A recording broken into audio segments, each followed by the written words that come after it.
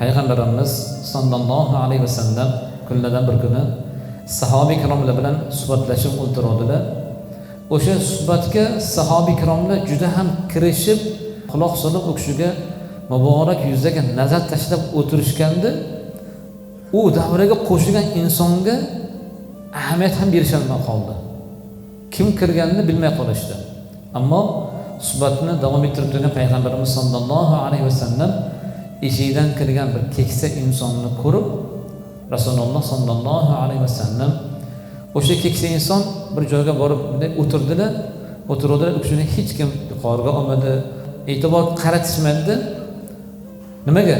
Sababi Rasululloh sallallohu alayhi vasallam suhbatlariga ular qarab quloq solib turishdi.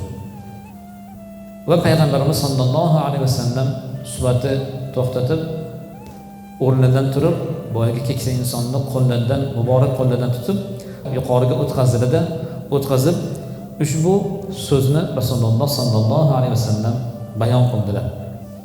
Kim kattalarimizni hurmat qilmasa, kichiklarimizga, go'daklarimizga rahm shafqat qilmasa, olimlarimizni, ilm ahlini haqqini bilmasa, u bizdan emas dedilar.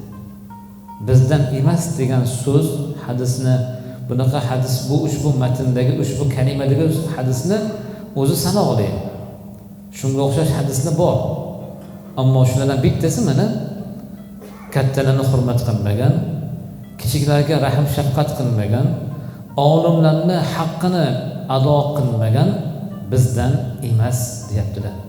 Bizdan emas degan so'zni ma'nosi shuki, bu bizni yo'limiz emas. Bizni safimizda o'tirgan insonlar, bizni safimizda bizga ergashgan kimsalar nima qilish kerak ekan? Kattalarni hurmat qilish kerak ekan, kichiklarga rahm shafqat qilish kerak ekan, olim ulamolarni, ilm ahlini, ustoz murabbiylarni haqqini ado qilish kerak ekan.